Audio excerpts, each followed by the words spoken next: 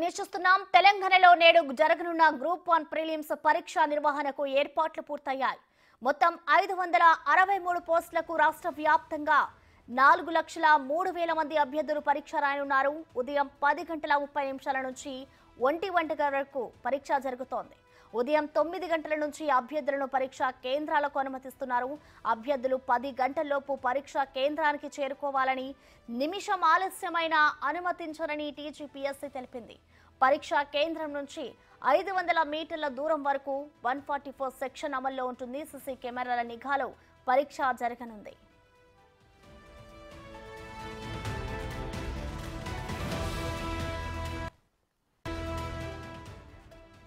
రాష్ట్ర వ్యాప్తంగా 897 పరీక్షా కేంద్రాలను ఏర్పాటు చేశారు. పరీక్షా హాల్లోకి క్యాలిక్యులేటర్, సెల్ ఫోన్లు, పెన్ డ్రైవ్లు, బ్లూటూత్లు, వాచ్లు, హ్యాండ్ బ్యాగ్లు, పర్సులు, రైటింగ్ ప్యాడ్లు తీసుకురావద్దని టీజీపీఎస్సీ తెలిపింది.